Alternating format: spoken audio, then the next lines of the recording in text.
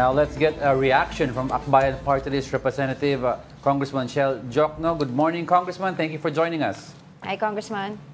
Good morning to both of you and to everyone who's watching and listening.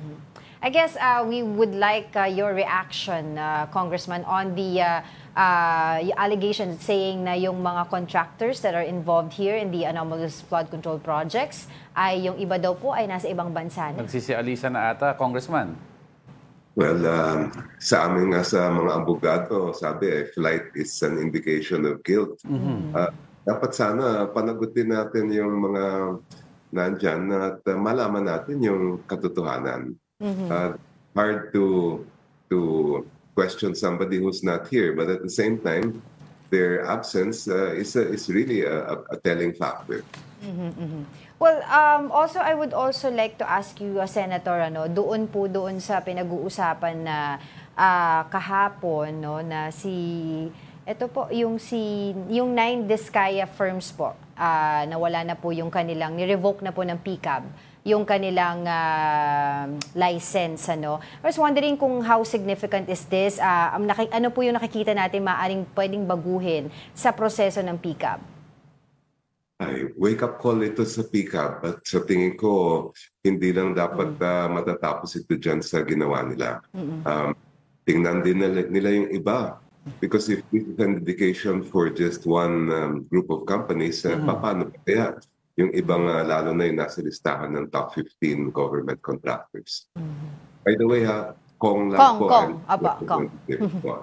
Yes, Kong, I'd like to ask, no, kasi yung sa PCAB, parang nakalusot, first of all, nakalusot daw yung licenses nila kahit isa lang ang may-ari. And second, yung sa process mismo ng DPWH when they bid out, no, yung mga projects, nakalusot din yung 9 companies ni Sara Diskaya. Ano ba kulang sa batas, Kong, na wala bang power ang DPWH na to look further into those who are joining the bidding process? Kasi parang sarcastic bang sagot ni Sara Diskaya. Sabi niya, I don't own naman all 9 eh. Yung pala, CFO lang pala daw siya sa iba.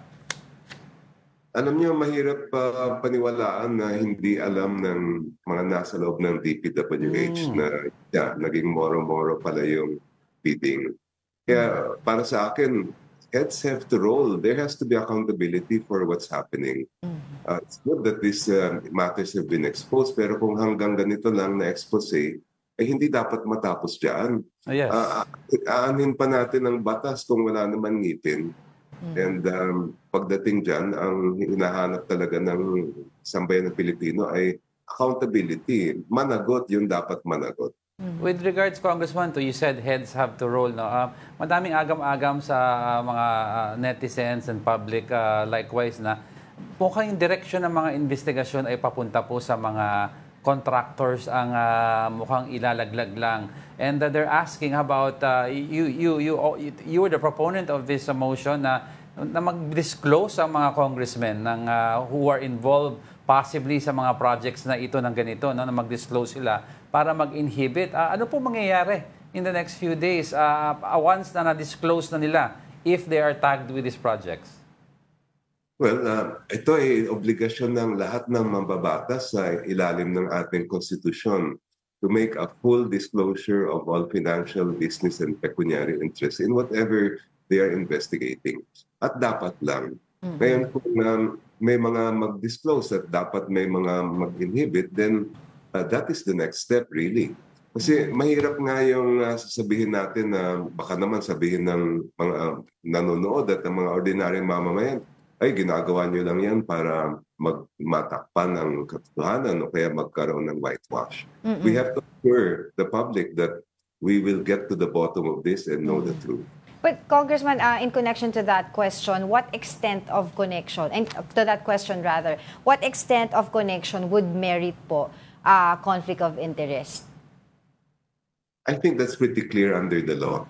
Anything that we can say would involve some amount of influence or control over what would happen to the project, ay yun na nga yun. Kaya nga natin tinatawag na conflict of interest. O kung mga remote na, mga relationships, hindi, sa tingin ko, hindi papasok yun.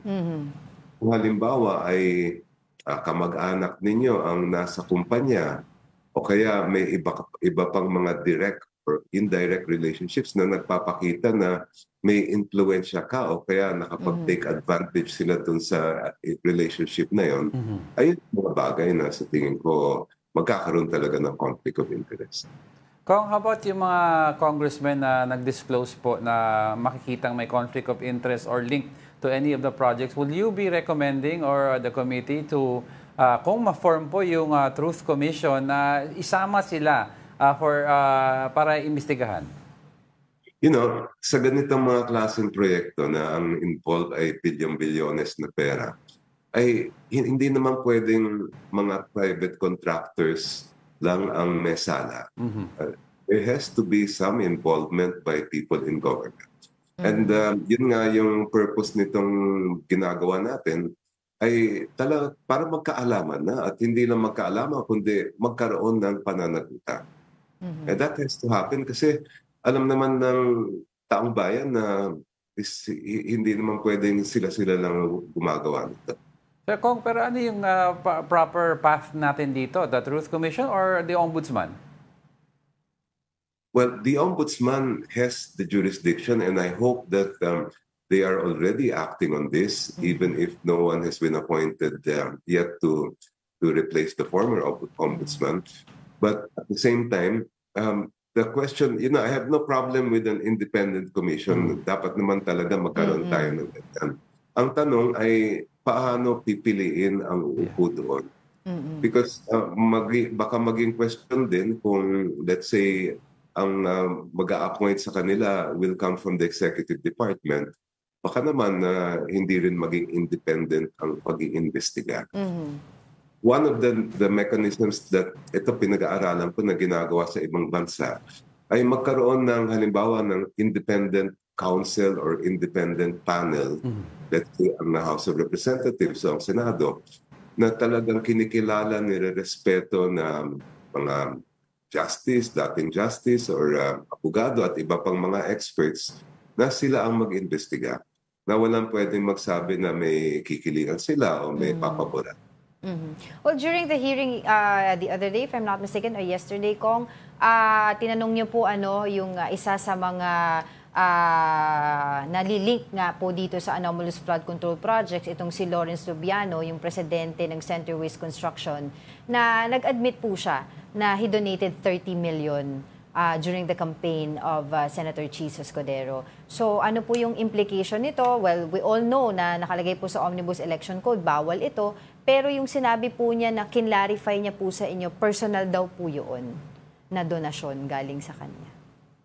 Well, yan ang pinangatwiran niya. Yan ang kaniyang lumalabas na depensa. Pero may konsepto kasi sa batas yung tinatawag na piercing the corporate veil. Medyo bigat yung salita. But ibig lang sabihin nun na hindi naman dapat pwedeng gamitin yung mukha ng isang korporasyon kung ang dahilan ng, let's say, itong issue sa donation ay merong magkakaroon ng undue advantage kumpanya niya dahil sa quote-unquote na personal donation ng isang government contractor. Sa tingin ko, dapat mag-apply yan. Ngayon, nung humarap ang COMELEC sa Kongreso ng isang araw, ang sabi ni COMELEC Chair ay iniimbestigahan na nila yung mga kaso. At ang panawagan natin ay dahil may pag-aamin na nagkaroon na nga ng ganito, ng mga donations, ay madali na dapat ang investigasyon yan. Ang magiging question na lang ay papasaba yung ganyan na salita na personal lang naman daw. I'd like to clear that about that, Kong. No? Kahit wala ka pong controlling interest sa isang korporasyon, let's say you're a minority shareholder or one of the thousands of shareholders sa isang corporation, you're not allowed to donate or only if you have controlling stake? Well, I think that kind of concept would very much apply if you're an officer or you have a controlling stake in the company. You know, kung kakonti lang talaga yung inyong stakeholders, shareholdings doon, I don't think that should apply at all. Okay. Pero yung malaki ang control mo, Yeah. malaki ang influensya mo sa kumpanya, ayun dapat may ganyan na pag-apply ng konseptong yan. Oh, kasi pwedeng sabihin, saan galing din yung, kung personal yun, saan galing din yun, di ba? Saan galing din yung amount na yun kung personal? Doon din sa ano mo, sa business mo that is related to that project. Pero Kong, taking this opportunity na rin to ask you, kanina pinag-uusapan natin yung conflict of interest, tapos yung mga supposedly contractors na maaaring nasa ibang bansa na. Ang tanong po ngayon ng bayan, nasaan daw po si Congressman Zaldico? Would you know any information on that? Don't Doon have po sa any information. Opo. Pero kayo po ba ay pabor na dapat daw po siya ay magsalita na pagdating din po sa usapin, of course, not just the anomalous flood control projects, but also doon sa yung pinag-uusapan na budget insertion dahil kabilang po siya doon sa small committee? You know, kami po sa Akbayan Party List ay nag-file na kami ng resolution na dapat maging bukas sa buong sambayanan ang proseso ng budget hanggang sa kaduluhan ng BICAM. Kung ari na ay maging i-live stream yan at ma-access ng lahat ng ordinaryong mamamayan. And one of the reasons why we filed that resolution is because of the past experiences yung nga sa mga small committee at yung yung lack of transparency na hindi natin alam kung saan nanggagaling yung napakalaking mga insertion at nakaramihan ay mukhang mga flood control projects. This shouldn't happen again. And as far as the previous budgets are concerned, the public deserves to know what happened and if ever, who should be held accountable for it. All right. So you believe that Congressman Zaldico should face and talk about this insertions? I believe that every public official should be transparent with the public, especially when you have a position like that is so important in terms of the budget process. With regards, Congressman, kay I think kasi kay Kong Marcy Chodoro na nagkaroon na po daw na siya ng project sa completed na daw sa Marikina and that project was refunded again. Same amount, refunded ulit kahit completed na at pinasoli ata niya yung budget na yon. Yung mga errors na ganito, do you see more of that aside from yung instance ni Congressman Chodoro? Mukhang iyon yata yung tinutukoy ng mga members ng majority parties kahapon. Yes.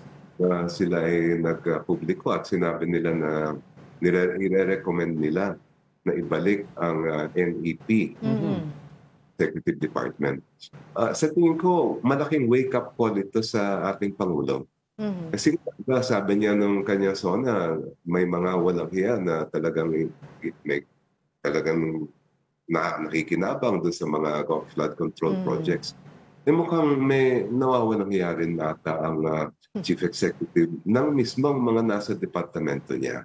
And head should roll. There should be accountability for that. Because after all, as the head of the Executive Department, the National Expenditure Program is the President's budget. So paano po yung mangyayari doon? Ano yung magiging proseso? Pwede po ba yun ibalik sa NEP? Or maaaring may gawin na lang po sa Kamara, errata or something? Kasi sinasabi po nila, definitely, ayaw po yung reenacted budget. Yun nga actually ngayon lang nangyari yan na ganyan, kung mangyayari na ibabalik ang NEP, na in fact na nasa sitwasyon na tayo na meron na tayong General Appropriations Bill.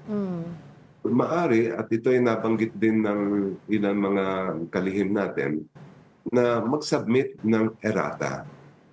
And I think that would really allow Congress to proceed with the process of budget hearings and budget briefings para hindi naman ma-delay yung approve at pag-file ng pagpapasa ng GAA. Pero kung halimbawa nga po, na-i-push yung pagbabalik yung NEP sa executive, is that even constitutional, Kong? That's a big question, because that's the first time, to my knowledge, that this has happened given situation. Well, ano kaya mangyayari doon, 'di ba? Kasi pero yun nga sabi nga ni Kong mas maganda na magkaroon na lang ng errata. May kami galing budget. Medyo naiba lang ng konti Kong, no? Kasi you mentioned a while ago that well, the head should roll, there should be accountability this time na hindi lang puro hearing. Ang fear ng iba kasi nakafocus daw masyado ang dalawang chamber sa flood control project. So habang iniimbestigahan daw yon, ang fear nila is yung ibang forms ng corruption aside from flood control projects sa mga LGU buildings, roads, mga bridges, baka mag-clean up shop daw at magsunog daw ng evidence to a point na magtago na lang sila lahat, hindi na mahuli sila. So, do you see anytime soon, concurrent with the flood control projects, an investigation into most of the projects? Dapat talaga suriin natin yan at kami po sa Akbayan, we are not only focusing on the flood control projects. Actually, as we are speaking, magkakaroon ngayon ng budget hearing ang Department of Health. At I really want to return to that as soon as we finish this interview because marami rin akong gustong itanong sa mga opisyal ng DOH. And taking this opportunity na rin po, doon po sa gustong gawin din dyan sa House by the Young Guns yesterday, if I'm not mistaken, yung constitutional, sinasabi po nila to lower age rule for Senator, Vice President, at saka Presidente. Do you agree on that po, Ko? Sa aking pakikipag-usap sa mga kabataang Pilipino, ang dami rin na nagtatanong sa kanila. Kasi nga, ang punto nila, which really has basis, ay nung sinet natin yung mga age limits na yan, ay 1987 pa. Actually, 1986, yung constitutional deliberations. And during that time, maaring reasonable yung mga limits na yan, minimum age requirements. But perhaps this is something that we should revisit. Now, the question is, however, is this the right time to look into the amendments of the Constitution? Kasi nga, sa dami ng mga problema ng ordinaryong mamamayan ngayon, problema sa sobrang pagtaas ng presyo ng bilihin, crisis natin sa edukasyon, problema natin sa affordable healthcare, pati sa tubig at iba't ibang mga pang-araw-araw na tumatama sa ating mga kababayan, ay ito ba yung tamang timing yan? I agree, we have to address changes in the Constitution at some point in time. But in our situation now is not the best time to do this. Harapin muna natin yung mga issue natin sa corruption, administration at iba pa. Ayan, lastly on my part, I'd like to take this opportunity to ask you about one of the things you're outspoken for, yung online gambling regulation. Of course, madami nang tatanong, where are we on this? Kasi madami rin sa other side of the fence na nagsasabi, total eradication of online gambling. Kayo po, regulation, no? Yes, hindi naman kami tumututol sa outright ban. Concern lang namin ay kung yun ang gagawin natin ngayon, baka mag-underground na lang ang mga online gambling platforms at hindi na natin sila ma-regulate at all. At least kung nakikita natin, we have the arm of the government to make sure that they are doing things that are acceptable to our society, and at the same time making sure that the most harmful effects of gambling, which is gambling addiction, especially sa ating mga kabataan, ay na-address nila. One of the provisions in our bill is to provide for a sin tax, so that will go to rehabilitation, which will go to research and other ways of addressing gambling addiction, especially for the... Ako, I have other questions pa sa inyo, Kong, regarding the hearing. Yun po sa usapin nga po ng campaign donation, possible po ba na maimbitahan po si Senator Chis Escudero because nabanggit po yung pangalan niya? Or meron po kayong parliament courtesy? Siyempre, nandiyan yung parliamentary courtesy. At if I heard the news correctly, meron naman din nabanggit si Senator Chis na yes, there was that donation, but it was a personal donation or contribution. Kaya ang mangyayari dapat ngayon ay yun ang lilitisin na issue. Ito ay papasa na pwede ba yan? Personal, oo. In the personal. Oo.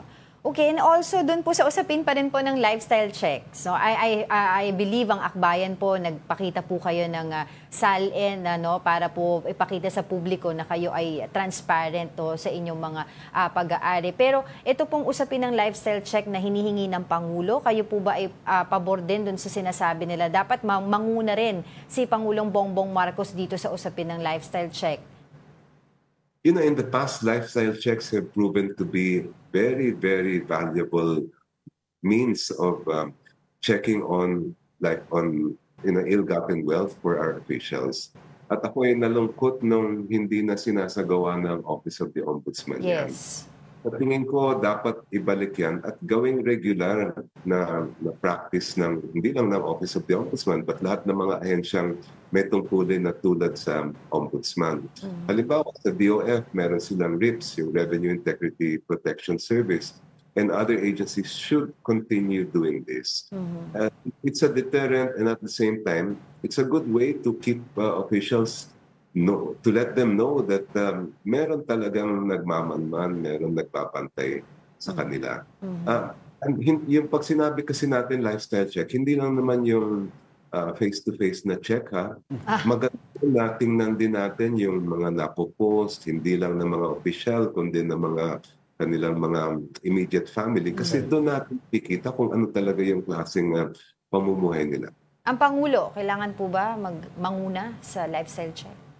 No one should be above the law. So everyone in government, and maganda nga kung ang maging modelo natin ay ang pinakamataas na opisyal natin. Alright, on that note, maraming salamat po sa inyong oras. Alam po namin, napaka-busy po ninyo at kami po ay thankful ay napaunlakan niyo po ang aming panayam. Maraming salamat po sa inyong oras, Akbayan Representative o Party List Representative Chal Jokno.